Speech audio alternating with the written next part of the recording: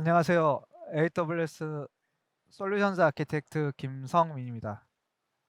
이번 시간에는 초고대 영상 이해 모델을 직접 개발하시고 이 모델로 영상 검색 서비스를 제공하고 있는 12랩스에서 어떤 식으로 AWS 서비스를 이용해서 영상 모델을 개발하고 영상 검색 서비스를 제공하는지 설명해 드리고자 합니다.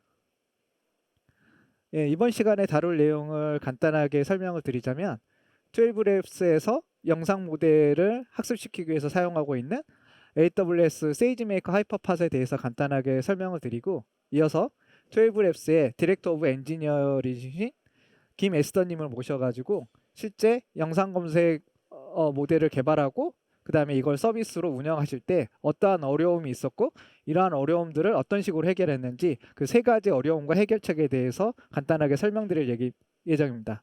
첫 번째로는 거대 모델을 어떤 식으로 학습시키고 추론할 수 있는지 그런 인프라 구성들. 두 번째로는 영상을 검색하기 위해서 이제 인베딩 형태로 바꾸는데 이렇게 영상 인베딩 데이터를 효율적으로 저장하는 방법. 그 다음에 세 번째로는 이렇게 AI 인프라 구성을 효율적이고 그 다음에 운영을 쉽게 하기 위해서 어떤 식으로 구성하셨는지 이제 이런 부분에 대해서 설명드리고자 합니다. 지금 보시는 그래프는 최근 몇 년 동안 머신러닝 모델의 파라미터 숫자에 대한 변화인데요. 보시면 알겠지만 최근 몇 년 동안 거의 한 1600배 정도로 파라미터 숫자가 증가를 했거든요. 그러니까 이렇게 모델의 파라미터 숫자가 증가하게 되면 실제로 모델을 학습시킬 때 어떠한 문제점이 생기냐면, 첫 번째로는 GPU 한 대로 이러한 모델을 학습시키기가 어렵습니다. 그리고 모델이 크다 보니까 어마어마하게 많은 학습 데이터가 필요하고요. 그래서 결국에는 이렇게 많은 학습 데이터를 가지고 모델을 학습을 시켜야 되기 때문에 학습 시간이 또 상당히 길어지는 문제가 생기거든요. 그래서 결국에는 이러한 문제를 해결하기 위해서 저희가 보통 분산학습을 사용하게 되는데, AWS에서 분산학습을 시키는 방법은 크게 세 가지 방법이 있습니다. 첫 번째로는 아마존 세이지메이커라고 하는 엔드투엔드 머신러닝 플랫폼을 사용하는 방법이 있고요. 두 번째로는 여러분들이 직접 GPU 인스턴스를 가지고 클러스터를 구축을 해가지고 분산학습을 시키는 AWS 패러럴 클러스터라는 방식을 사용하는 이런 방식이 있고, 그 다음에 세 번째로 얘기 드리고 싶은 서비스가 아마존 세이지메이커라는 서비스인데, 세이지메이커 하이퍼팟이라는 서비스인데요. 아마존 세이지메이커 같은 경우를 사용하실 때는 모델을 학습할 때 GPU 인스턴스를 프로비저닝 한 이후에 모델이 학습 종료가 되면은 자동적으로 GPU 장비를 반납하게 되어 있는데요. 이 세이지메이커 하이퍼팟을 쓰실 때는 모델이 학습이 종료가 되더라도 그 GPU 인스턴스를 계속 사용할 수가 있고, 반면에 이제 AWS 패러럴 클러스터를 사용하신 경우에는 여러분들이 직접 클러스터를 다 구축하고 운영해야 된다는 부담이 있는데, 세이지메이커 하이퍼팟을 쓰신 경우에는 AWS에서 매니지드 서비스 형태로 클릭 몇 번만으로 클러스터를 구성해주고 바로 사용할 수 있도록 해주기 때문에 운영 부담이 없이 손쉽게 사용하실 수가 있습니다. 아마존 세이지메이커 하이퍼팟을 이용해서 저희가 클러스터를 구축했을 때는 이러한 형태가 되는데요. 첫 번째로는 여러 대의 GPU 인스턴스를 클러스터로 이렇게 묶어가지고 그 다음에 GPU 인스턴스 사이에서는 EFA라고 하는 고속 네트워크로 연결을 해가지고 학습을 할 때 필요한 데이터라든가 모델 파라미터들을 빠르게 노드 간에 서로 공유할 수 있도록 설계가 돼 있고, 그 다음에 많은 양의 학습 데이터를 처리하기 위해서 FS 러스트라고 하는 분산 파일 시스템을 이용해 가지고 빠르게 데이터를 액세스할 수 있도록 구성을 했고요. 마지막으로 여러분들이 온프레미스 장비에서 실제 GPU를 사용하실 때 SSH 같은 걸 이용해서 GPU 인스턴스에 직접 접속을 해서 관리를 하는 경우가 많은데요. 마찬가지로 세이지메이커 하이퍼팟에서도 SSH로 여러분들이 사용할 클러스터에 직접 접속을 하시고 그 다음에 거기에서 분산학습 작업들을 직접 관리할 수 있도록 슬럼이라든가 쿠버네티스 같은 워크로드를 관리할 수 있는 툴을 제공하고 있습니다. 그래서 이렇게 세이지메이커 하이퍼팟을 사용했을 때는 여러분들이 크게 세 가지 장점을 효과를 얻을 수가 있는데요. 첫 번째로는 성능 측면에서 본다면 한 대의 GPU를 사용해서 학습을 시키는 게 아니라 여러 대의 GPU를 가지고 학습을 하다 보니까 빠르게 학습을 시킬 수가 있고, 또 한 가지는 클러스터 자체를 AWS에서 자동으로 최적화해서 만들어주기 때문에 여러분들이 비용이라든가 운영 부담이 없이 비용을 최적화하고, 그다음에 운영 부담을 최소화시켜서 클러스터를 운영하실 수가 있고, 그다음에 두 번째로는 회복 탄력성 측면인데요.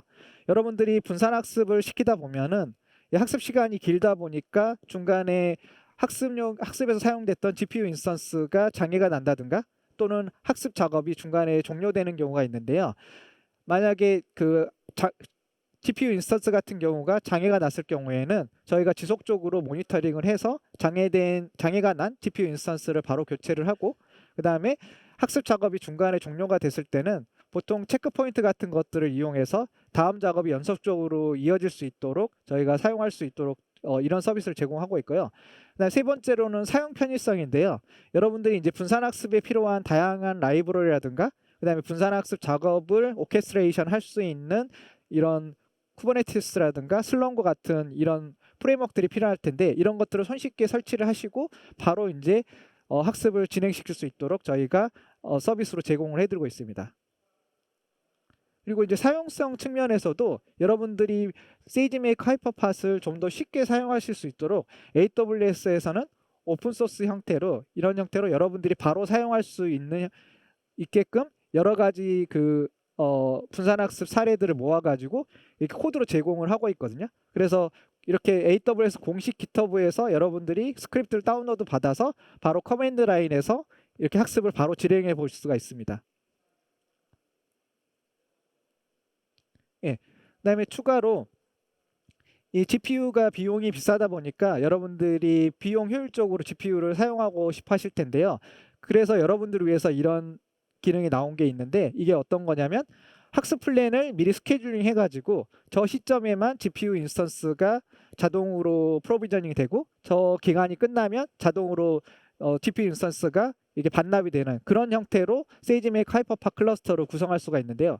예를 들자면 14일 정도 동안 뭐 P5 인스턴스 10대 정도를 쓰고 싶은데 14일을 연속적으로 학습을 시키는 게 아니라 한 7일 정도 학습을 시키고 나머지 한 5일 정도를 잠깐 쉬었다가 나머지 7일을 이렇게 학습을 시키고 싶을 때, 이 학습이 시작되는 시점, 그다음에 학습을 어느 정도 기간 동안 시킬 것인지 저렇게 스케줄링을 한 다음에 세이지메이커 하이퍼팟을 실행을 시키면 세이지메이커 하이퍼팟에서 자동으로 클러스터를 생성하고 학습이 진행되도록 준비를 해드립니다.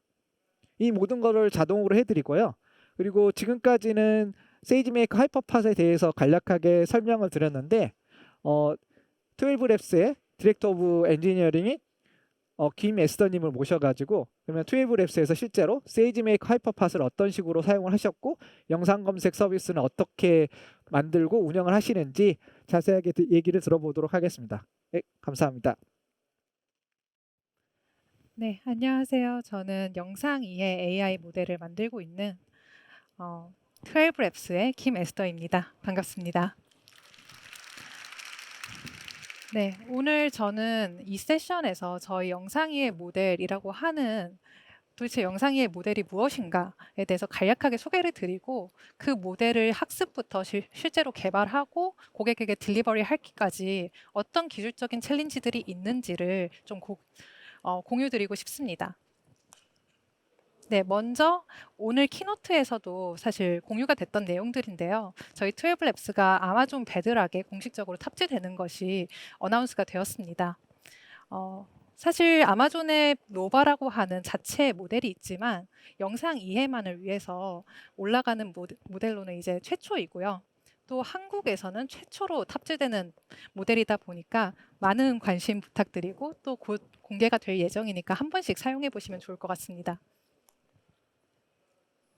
네, 그럼 본격적으로 저희가 풀고 있는 문제에 대해서 조금 공유를 드리도록 하겠습니다. 저희는 영상 이해 AI를 만들고 있는데, 이 영상 이해라는 것은 말 그대로 사실 사람들이 영상을 보고 이해하듯이 AI 모델도 영상을 보고 이해할 수 있다면은 사람이 굳이 모든 영상을 볼 필요 없이 영상을 대신 검색해주고 혹은 요약까지 해줄 수 있는 AI 솔루션을 얘기합니다. 저희가 굳이 영상에 포커스를 맞추는 이유는 영상이라는 데이터가 사실 가장 중요한 데이터라고 믿고 있기 때문인데요. 사실 이 순간에도 수많은 영상들이 인터넷에 업로드되고 있습니다. 그리고 전 세계에서 이제 데이터 중에서 영상이 차지하는 비율이 80% 정도가 된다고 합니다. 사실 인터넷에 올라오지 않고 저희가 스마트폰에 저장하고 있는 영상만 해도 굉장히 많으실 텐데 그 영상을 어떻게 처리하고 또 과거에 내가 쌓아놓은 영상들은 어떻게 검색할 수 있을까요? 저희 12랩스의 파운데이션 모델인 마렌고는 이러한 문제를 풀어주고 있습니다. 마렌고는 영상 검색 모델인데요. 영상을 인풋 데이터로 삼아서 검색을 가능하게 해주는 모델입니다. 아무런 메타데이터나 혹은 태깅이나 이런 작업 없이 그 영상만 인덱싱을 시켜주면 수만 시간의 비디오에 대해서 단 몇 초 안에 원하시는 장면을 찾을 수가 있습니다. 설명보다는 이제 데모를 통해서 보시면 조금 더 확 와닿으실 것 같습니다. 네, 지금 보시는 화면은 저희가 실제로 서비스하고 있는 플레이그라운드인데요. 이미 저희가 비디오를 업로드 해놨고 그 안에서 13번 선수가 터치다운을 기록하는 장면을 찾고 싶은 거죠. 비디오 안에서 이와 같이 정확하게 13번 선수가 터치다운을 기록하는 장면을 찾고 있는 것을 확인하실 수 있습니다. 여기까지가 저희 검색 모델이었고 두 번째로 페가수스 모델입니다. 비교적 마렌고 검색 모델에 비해서 최근에 저희가 공개를 했는데요. 이 영상 언어 생성 모델은 영상을 생성하는 모델에 비해서는 조금 생소하실 텐데 영상을 생성하는 게 아니라 이미 가지고 계신 영상들을 기반으로 해서 요약을 한다든지 혹은 그냥 영상에 대해서 물어볼 수 있는 것이죠. 만약에 드라마를 본 친구가 있다면 드라마의 내용에 대해서 궁금할 수 있잖아요. 그래서 드라마의 내용을 요약해줘. 다음 주인공이 어땠어? 혹은 어떤 장면들이 어디에 등장했어? 같이 영상에 대해서 자세하게 물어볼 수 있고 혹은 이제 기술적으로는 메타데이터를 뽑는다든지 하이라이트 장면을 뽑는다든지 이런 메타데이터 익스트랙션도 할 수 있습니다. 이 또 간단한 데모 영상을 준비하였는데요. 여기에서 저희는 이제 CCTV 영상을 가지고 이 CCTV에서 일어난 사건에 대해서 궁금해서 이제 무슨 사건이 일어났나 그리고 그거에 일어난 시간을 알고 싶고 경찰 보고서 형식으로 좀 작성을 해달라라고 페가수스에게 요청하고 있습니다. 이와 같이 추가적인 정보가 없이 영상만 있었는데 페가수스가 정확하게 언제 어떤 사건들이 일어났는지를 알고 경찰 보고서를 작성해주고 있습니다. 간략하게 저희 모델을 설명드렸는데 실제 이 모델들을 사용해서 어떠한 고객이 사용하고 있는지도 궁금하실 텐데요. 저희의 주 고객 중에 하나인 MLSE라는 캐나다에서 가장 큰 스포츠 엔터테인먼트 회사에서 저희 마렌고 모델을 사용해서 하이라이트 제너레이션 시간을 압도적으로 단축한 사례가 있습니다. 사실 이러한 사례가 또 꼭 미디어 스포츠에만 있는 것이 아니라 영상을 다루고 계시다면 매일매일 겪고 있는 문제이실 텐데 원하는 순간을 만약에 10년치의 데이터 중에서 찾아야 된다. 최근 경기가 꼭 아니더라도 과거 이 선수에 대해서 10년치의 하이라이트를 만들고 싶다라고 하면은 모든 영상을 기록하고 있지만 검색을 하기가 정말 어렵겠죠. 아무리 태깅을 잘하고 날짜 기준으로 검색을 한다고 한들 그 경기들이 1시간, 2시간짜리인데 1시간, 2시간을 다 보고 있을 수도 없고요. 그래서 저희 마렌고 모델은 이렇게 특정한 선수가 3점 슛을 쏘는 장면, 어떤 플레이를 하는 장면을 정확하게 찾아내서 사실 16시간, 최소 16시간이 걸리던 작업을 9분으로 줄일 수 있게 되었습니다. 네, 여기까지가 저희가 풀고 있는 문제에 대해서 조금 설명을 드렸고 실제로 저희가 이 모델을 개발하고 또 서빙을 하면서 어떠한 기술적인 문제들이 있는지를 설명드리고자 합니다. 첫 번째 문제는 이제 모델을 학습하고 또 추론을 해야 되다 보니까 이 학습과 추론에 필요한 인프라를 구축해야 합니다. 다들 아시겠지만 이제 추론은 모델을 서빙하는 쪽이고 학습은 모델을 이제 만드는 쪽이죠. 모델을 만들고 서빙하는 게 비슷한 니즈가 있으면서도 약간 다른 니즈가 있습니다. 네, 먼저 학습용 인프라에 요구되는 요구사항들은 고성능의 스토리지, 고속의 네트워크, 강력한 GPU입니다. 이 세 가지가 사실 필수적인 요소이고 그 어느 하나도 과시할 수가 없는데요. 특히나 트래블 앱스에서 더더욱 고성능을 필요하게 되는 이유는 저희는 영상을 다룹니다. 텍스트, 이미지, 오디오가 아니라 영상을 다루기 때문에 학습의 데이터도 사실 쉽게 예상하실 수 있듯이 사이즈가 어마어마하게 큽니다. 그래서 스토리지도 더 고성능이 필요하고 더 고속이 필요하고 뭐 모든 게 더 강력한 인프라가 필요합니다. 이것은 이제 필수적인 것이었고 저희가 모델을 수년간 트레이닝을 하다 보니까 사실 운영적인 요소들이 더 요즘에는 크게 와닿는 것 같습니다. 그 요구사항 중에서는 첫 번째는 시스템의 안정성, 두 번째는 인터페이스, 세 번째는 보안입니다. 모두 굉장히 이제 보편적인 것들인데 사실 시스템의 안정성 같은 경우는 저희가 훈련, 트레이닝 잡을 실행할 때마다 이게 하루 뭐 혹은 이틀 이렇게 끝나는 게 아니라 며칠이 걸릴지 혹은 중간에 어떤 일이 일어날지는 사실 결과를 예측할 수 없을 때가 많거든요. 그래서 오랫동안 이 수많은 저희가 분산 학습을 시키고 있기 때문에 여러 가지 노드들, 여러 노드들의 고성능의 GPU를 사용했을 때 안정적으로 실행할 수 있고 결과적으로 이제 저희의 좋은 모델을 뽑아낼 수 있는 안정성이 필요로 됩니다.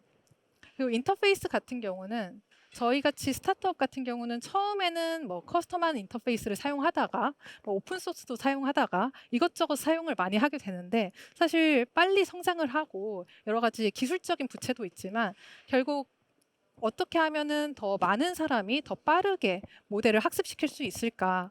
그리고 이거를 빠르게 다큐멘팅 할 수 있을까? 사실 저희가 커스텀한 인터페이스를 만드는 것보다는 이제 모두가 알고 있는 그 베스트 프랙티스대로 따르는 게 베스트겠죠. 그래서 저희가 따로 커스텀 인터페이스를 만드는 게 아니라 이미 잡에 대해서 어떻게 명세를 해야 되고 어떤 식으로 실행해야 되고 뭐 이런 게 다 베스트 프랙티스가 있는 것이 저는 최선이 아닐까라고 생각하고 있습니다. 마지막은 이제 데이터 보안인데요.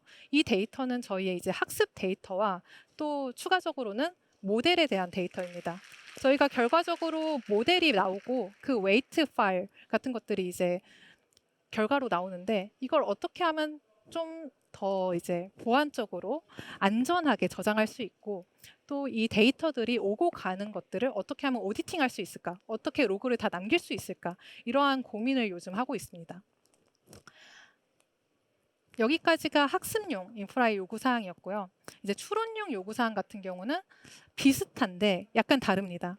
추론용은 이제 실제로 고객이 사용하실 인프라이기 때문에 배포 시스템이 중요하고요. 저희가 모델이 하나의 버전이 아니라 마렌고만 하더라도 마렌고 2.5, 2.6 이런 식으로 계속해서 진화를 하고 있습니다. 그리고 이제 파인 튜닝 같은 버전도 있겠죠. 특정한 이제 엔터프라이즈 고객 같은 경우는 뭐 인더스트리얼한 도메인 지식을 넣기 위해서는 저희가 파인 튜닝도 제공을 하고 있습니다. 이런 식으로 저희가 제공하는 서빙하는 모델이 한 두세 개가 아니라 굉장히 다양한 모델의 버전이 나오는데 어떻게 하면 조금 더 유연하게 배포를 할 수 있을까? 이런 요구사항이고요. 두 번째는 안정성인데 앞에 말씀드렸던 시스템의 안정성과 비슷하면서도 이 안정성은 고객 입장에서의 안정성입니다. 결국 최종적으로 저희는 SLA 99.999%의 안정성을 하여야 되기 때문에 안정적인 GPU 인프라가 필요합니다.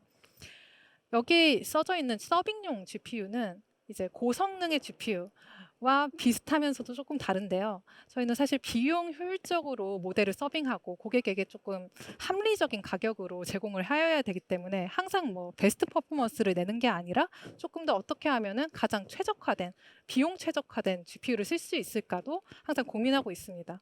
그래서 한 가지 GPU 타입을 이렇게 고집하지 않고 그때그때 따라서 빠르게 익스포트를 해서 서빙할 수 있도록 하고 있습니다. 네, 사실 결론적으로는 저희는 세이지메이커 하이퍼팟을 도입을 하였는데요. 하이퍼팟이 앞서 이제 솔루션 아키텍트 분이 설명해 주신 것처럼 학습용 워크로드를 위해서 최적화되어 있는 고성능의 프레임워크입니다. 이 고성능의 프레임워크가 사실 저희가 학습용으로는 당연히 완벽하다고 생각을 했지만 그 외에도 추론용으로도 쓸 수 있지 않을까라고 생각을 했습니다.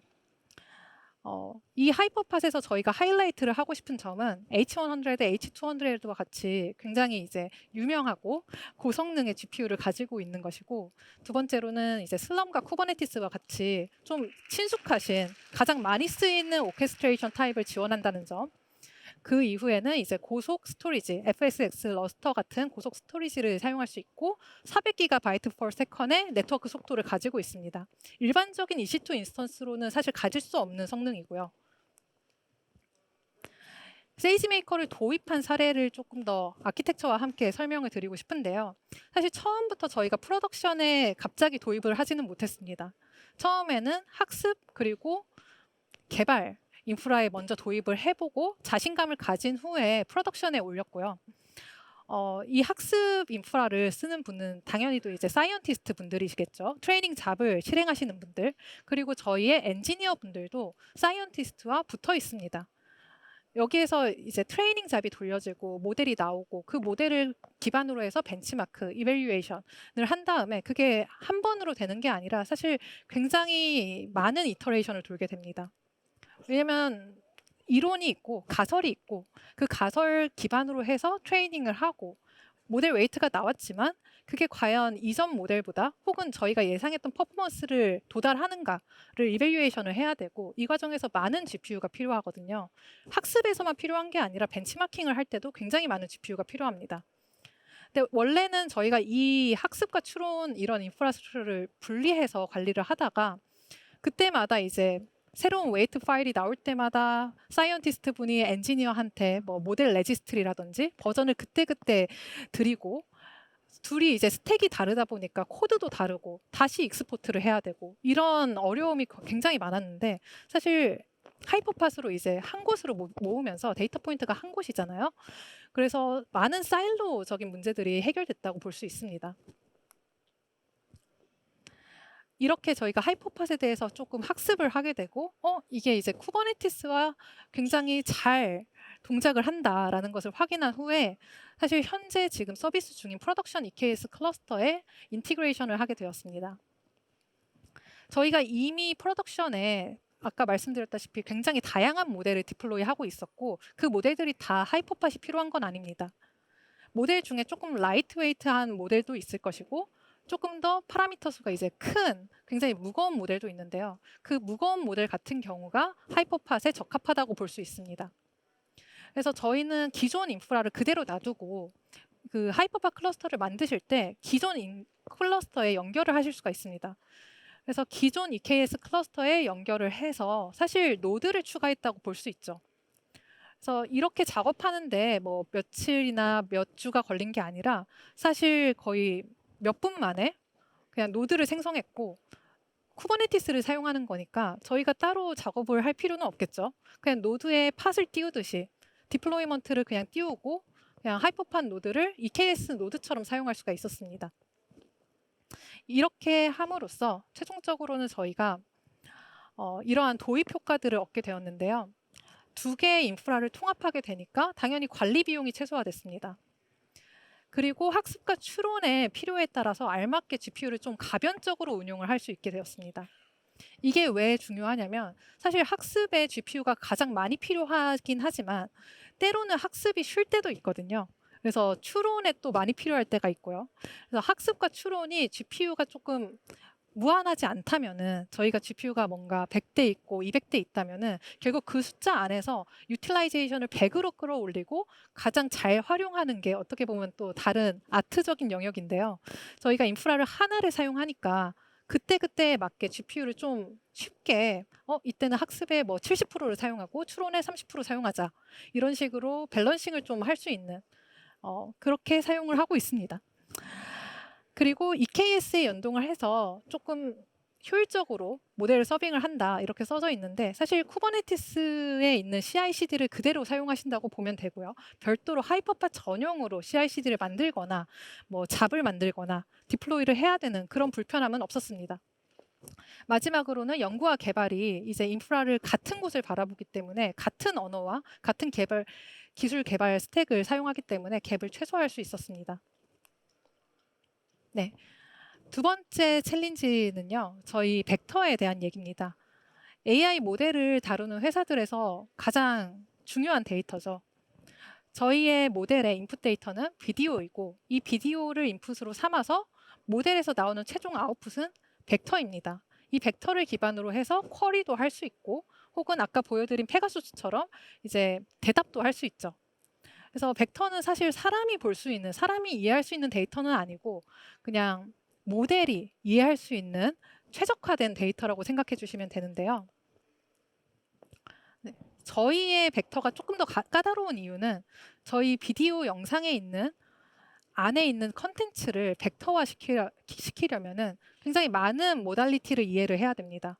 비디오에는 오디오도 있고 뭐 어떤 영상에는 이제 사람들이 저처럼 이렇게 말을 하는 영상들이 있잖아요. 이 말에 대한 정보, 음악에 대한 정보, 뭐 백그라운드 사운드, 뭐 이런 것들이 있겠죠. 그리고 비디오 그 자체로도 이제 시간이 흐르면서 이제 액션 같은 것들이 있을 거고요. 사람의 정보, 표정, 변화 이런 것들도 있을 것이고요. 그리고 이미지라고 하면 로고라든지 저희가 잘 알려진 이미지들, 오브젝트 디텍션 같은 것이죠. 그리고 텍스트, 뭐 간판을 봐도 있는 텍스트가 있을 것이고 사실 영상에도 굉장히 많은 텍스트가 있습니다. 그래서 이런 정보들을 사실 하나의 벡터로 처리할 수 있으면 굉장히 좋겠지만 효율적이고 좋겠지만 아직까지 저희는 좀 여러 가지의 멀티모달 벡터를 가지고 있고요. 이 벡터들이 또 타입에 따라서 사이즈가 다릅니다. 그래서 어떤 경우에는 조금 하이 디멘션의 고차원의 벡터가 가지게 되고 어떤 경우는 조금 단순한 저차원의 벡터가 나오게 됩니다. 그래서 당연히도 이 벡터를 어떻게 사용해야 되냐? 첫 번째는 검색을 위해서 사용해야 되는데요. 이 경우는 이제 마렌고의 케이스입니다. 마렌고 같은 경우는 검색을 제공하니까 벡터를 저장하고 유사도를 기반으로 쿼리를 할 수 있어야 됩니다. 그리고 다차원 벡터, 저희 같은 경우는 뭐 다 같은 벡터가 아니라 사이즈가 다차원의 벡터를 처리할 수 있어야 하고요. 그리고 저희에게 꼭 맞는 인덱싱 알고리즘을 제공해 줘야 합니다. 이 데이터베이스를 선택을 할 때 사실 두 가지의 큰 이제 고민이 있는데요. 벡터 전용 데이터베이스를 쓸 것이냐, 아니면 범용 데이터베이스인데 잘 알려진 이미 사용하고 있는 데이터베이스인데 벡터 기능이 추가된 것을 사용할 것이냐. 사실 저희는 이미 두 가지를 다 사용을 해봤는데 최근에 벡터 전용에서 범용 데이터베이스로 마이그레이션을 했습니다. 저희가 이 사업을 시작할 때만 하더라도 범용 데이터베이스들이 벡터에 대한 기능을 한 4년 전 얘기인데요. 그때는 그렇게 많은 범용 데이터베이스가 벡터를 지원하지 않았습니다. 그것도 그렇고 이제 많은 사례에서 이제 AI 베스트 프랙티스들이 벡터 전용 데이터베이스를 쓰는 사례들이 대부분이었고요. 최근에는 포스트그레스QL 같은 RDBMS 데이터베이스가 피지벡터 같은 플러그인으로 벡터 기능들을 제공하기 시작했습니다. 그뿐만이 아니라 오픈서치, 레디스, 뭐 몽고DB나 거의 대부분의 범용 데이터베이스들이 벡터 기능들을 제공하기 시작했습니다. 결론적으로는 저희는 아마존 오로라에다가 포스트그레스QL과 플러스로 이제 피지벡터를 사용하는 형식으로 넘어갔고요. 이렇게 넘어가게 된 결정적인 계기가 지금 보시는 것 같이 이 쿼리 때문인데요. 사실 저희가 그냥 모델을 서빙하는 거에서 멈추는 게 아니라 이걸 가지고 실제로 사업을 하고 있기 때문에 유저의 에셋에 대한 매니지먼트를 해줘야 됩니다. 이 에셋을 매니지먼트 할 때 메타데이터가 빠질 수 없겠죠. 이 메타데이터를 관리하는 DB는 결국 필요한데 벡터 전용 데이터베이스는 이를 감당할 수 없고요. 그래서 기존에는 메타데이터 DB가 따로 있고 또 벡터 전용 데이터베이스가 따로 있고 두 가지 셋이 따로 있다 보니까 계속해서 데이터 정합성의 문제 그리고 개발 속도도 두 개의 데이터 포인트를 다 봐야 되다 보니까 뭔가 하나를 개발을 하더라도 벡터는 저쪽에 저장돼 있고 어그리게이션은 메타데이터에서 필터를 한 다음에 다시 리턴을 해야 된다. 이런 식으로 되다 보니까 트러블 슈팅 하는 거 뭔가 하나를 하더라도 그렇게 순탄하지는 않더라고요. 결국 지금 보시는 것처럼 굉장히 이제 벡터가 있나 싶을 정도로 저희가 친숙하게 개발자분들이라면 되게 친숙해 보이는데 하나의 쿼리에서 비즈니스 로직과 벡터의 시밀러리티를 유사도를 함께 비교를 해서 리턴을 하기 때문에 누구나 직관적으로 이해할 수 있는 쿼리를 짤 수 있게 되었습니다. 두 번째로는 이제 최근에 오로라가 포스트그레스 피지벡터 이제 버전 업그레이드를 해주셨는데 4월 초경이었던 것 같아요. 0.8.0 버전을 지원하고 있고요. 이게 가장 최신 버전이거든요. 그래서 더 많은 기능들을 사용할 수 있게 되었습니다. 그리고 당연하게도 이제 데이터베이스가 하나로 통합되어 있으니까 굳이 이건 벡터 데이터베이스만의 문제는 아닌 것 같고요. 데이터베이스가 하나로 합쳐지면서 모든 관리 포인트가 하나로 축소되었고, 그리고 개발 속도 증가 및 아키텍처가 단순화되어서 조금 더 롱텀으로 장기적으로 저희 엔지니어링 팀의 숙제를 풀 수 있게 되었습니다. 네, 여기까지가 이제 벡터 데이터베이스를 말씀을 드렸는데 사실 데이터베이스만 필요한 것이 아니라 저희는 페가수스가 있죠. 검색이 필요 없는 모델이 있습니다. 이 같은 경우에는 굳이 검색을 안 하는데, 쿼리를 안 하는데 데이터베이스에 저장을 해야 될까요? 이 무거운 벡터 데이터를 검색도 안 하면서 데이터베이스에 저장하는 건 굉장히 너무 비용적으로 봤을 때는 많이 아까운 일이라고 저희는 판단해서 이게 저장하고 불러오는 거라면 S3 오브젝트 스토리지가 가장 이거에 맞지 않을까라고 생각을 했습니다. 그래서 최종적으로는 페가수스 같은 경우는 S3 오브젝트 스토리지를 사용하도록 저희가 구성을 하였고요. 여기에 있는 다이어그램에서 확인하실 수 있듯이 저희 이제 하이퍼팟도 있죠. 하이퍼팟 같은 경우는 이제 고속의 네트워크를 가지고 있다고 이미 말씀을 드렸고 400GB/s이고요. 이 벡터 데이터를 다루는데 한 가지 굉장히 중요한 요소가 네트워크 스피드입니다. 이게 실시간으로 제가 이제 배치 같은 API가 아니기 때문에 실시간 싱크로너스 작업이기 때문에 요청을 할 때 바로 리스폰스가 와야 됩니다. 근데 요청을 할 때마다 벡터를 로드해야 된다면 물론 이제 캐시를 쓸 수도 있겠죠. 근데 100% 캐시에 의존할 수는 없기 때문에 S3에서 로드를 하는 시간, 그리고 여기에서 로드한 데이터를 다시 비전 랭귀지 모델에 넘기는 그 네트워크 레이턴시가 그대로 이제 엔드 투 엔드 레이턴시로 적용이 된다고 할 수 있습니다. 그래서 저희는 여기서 좀 하이라이트 하고 싶은 부분이 S3에서 다운로드하는 스피드를 최적화하였는데 S3 CRT 트랜스퍼라는 기능을 사용해서 최적화할 수 있었습니다. 네, 여기까지가 이제 벡터에 대한 내용이었고요. 마지막 챌린지인데요. 비용 효율적인 AI 인프라입니다. 결국 AI 솔루션이 고객에게 정말 가치를 전달하려면 합리적인 비용이 필요하겠죠. 아무리 좋은 기능이더라도 너무 비싸면은 그냥 이제 비디오를 보고 내가 검색할래 이렇게 하실 수 있기 때문에 저희도 이제 항상 합리적인 가격과 또 가치를 같이 전달드리기 위해서 노력하고 있습니다. 현재는 1시간의 비디오를 처리하는데 0.4달러 정도가 들고요. 이 1시간의 비디오에 대해서 프로세싱 타임은 5분 정도가 듭니다. 어떤 분은 이게 오래 걸린다고 생각하실 수도 있겠지만 사실 이 비용과 레이텐시 사이에서 균형을 잡은 결과라고 할 수 있습니다. 이렇게 하기 위해서는 물론 모델의 아키텍처적으로도 많이 풀어야 될 부분들이 있는데요. 오늘 제가 전달드리고 싶은 부분은 이제 AWS 인스턴스 상에서 AWS에는 어떻게 비용을 최적화할 수 있을지를 좀 공유드리고 싶습니다. 저희는 EKS를 쓴다고 말씀을 드렸는데 EKS의 오토스케일링을 카펜터로 쓰고 있습니다. 카펜터가 기존의 클러스터 오토스케일러보다는 더 가변적으로 더 자유롭게 오토스케일링을 설정할 수 있기 때문에 스팟 인스턴스와 온디맨드를 하나의 노드풀로 설정해서 저희가 관리할 수가 있고요. 기존의 클러스터 제가 말이 오토스케일레이터는 이제 조금 노드 그룹을 따로 만들어서 관리할 수 있거든요. 그래서 온디맨드와 스팟 인스턴스를 여전히 사용할 수는 있지만 카펜터 같은 경우는 조금 더 단순하게 빠르게 변경할 수 있기 때문에 저희는 카펜터를 설정하였습니다. 여기에 있는 그림에서 보실 수 있다시피 모델을 새로 띄울 때 원래 이제 펜딩이 되죠. 만약에 노드가 준비가 안 돼 있다면은 카펜터가 여기에 필요한 GPU를 이해를 합니다. A10이 필요하네. 그 A10은 G5라는 인스턴스 타입에 있지. 근데 G5라는 인스턴스 타입은 스팟 인스턴스가 있나를 확인하고 스팟 인스턴스가 없으면은 온디맨드로 이제 폴백을 해줍니다. 이런 식으로 저희가 구성을 하였고요. 만약에 좀 스팟 인스턴스에 관심이 있으시다면 사실 프로덕션에서 스팟 인스턴스를 쓰는 거가 좀 쉽지는 않거든요. 왜냐하면 스팟 인스턴스 언제 종료될지 모른다는 단점이 있죠. 사실 그런 리스크를 지고 운영을 한다는 거는 되게 위험한 건데 저희도 이거에 대해서 고민을 좀 많이 했습니다. 이거를 해도 될까?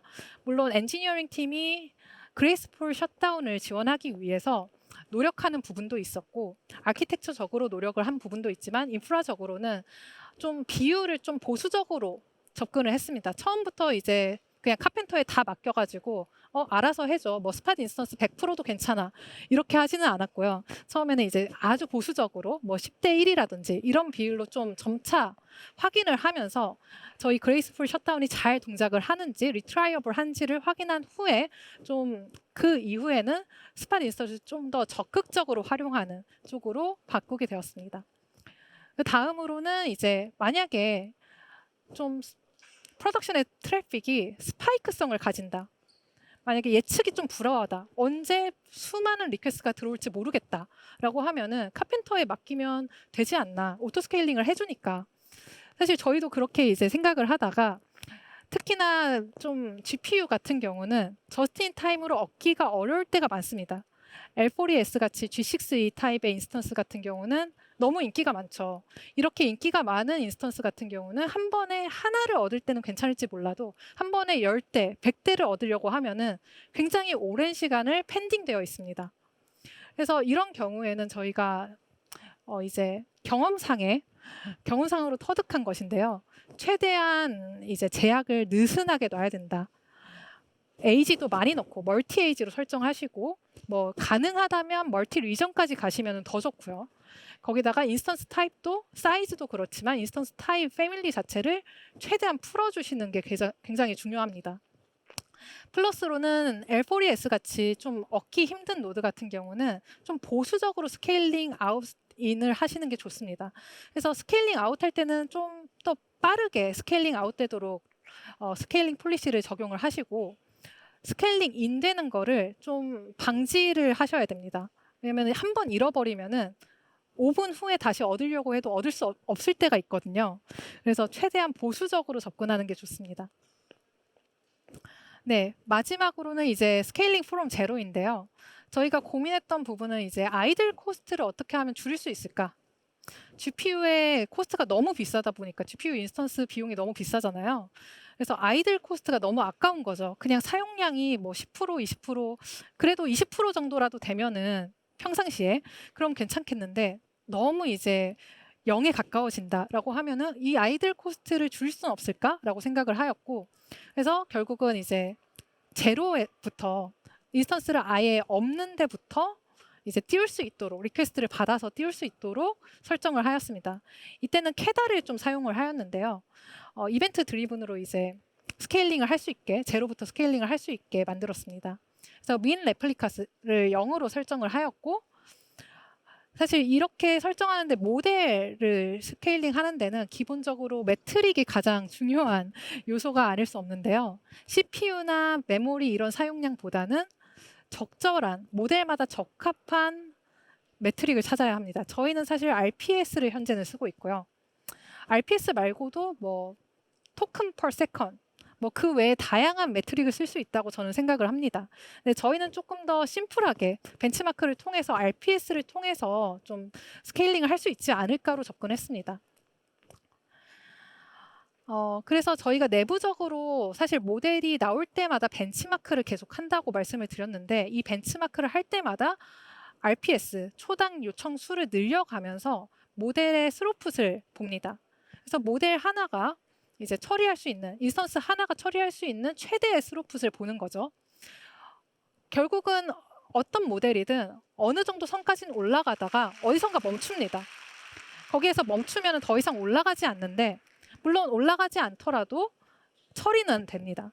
근데 처리가 된다는 거는 이제 레이텐시가 증가한다는 의미거든요. 그래서 레이텐시가 증가하면 그때부터는 이제 비효율이 발생하기 때문에 저희가 그 지점을 딱 찾아서 그때부터는 스케일링을 한다라고 생각해 주시면 됩니다.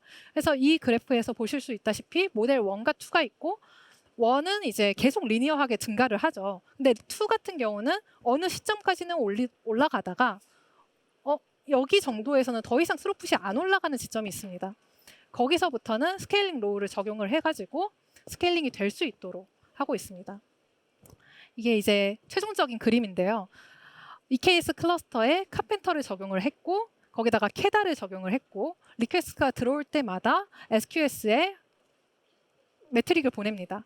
새로운 어떤 요청이 들어왔어. 어떤 모델에 대한 요청이 들어왔어. 그걸 프로메테우스가 적재를 하고요. 캐다와 프로메테우스가 연결이 되어 있습니다.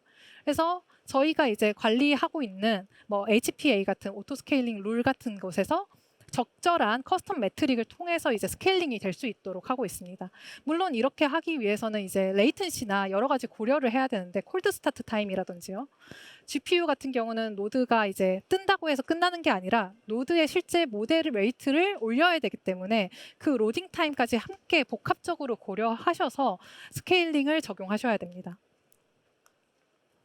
네, 여기까지 이제 긴 시간 들어주셨는데 감사하고요. 마치면서 저희 트래블랩스는 사실 기술을 위해서 기술을 만들고 있는 게 아니라 세상의 문제를 실제로 풀고 있습니다. 그리고 AWS 팀과 정말 긴밀하게 협력하고 있고요. 특히나 하이퍼팍 같은 경우는 피처를 새로 같이 만들면서도 협력을 하고 있고요. 그리고 코스트와 레이턴시의 관계에서는 사실 정답은 없다고 아직 생각하고 있는데요. 두 개를 다 극대화할 수는 없겠지만 고객이 만족할 수 있는 합리적인 선을 찾아서 계속해서 고객과 소통하면서 그 선을 찾아가고 있습니다. 마지막으로 저희 트래블랩스가 미국과 한국에서 두 곳에서 굉장히 활발하게 채용을 하고 있습니다. 빠르게 성장을 하고 있고요. 많은 관심 부탁드리면서 네, 여태까지 들어주셔서 정말 감사합니다.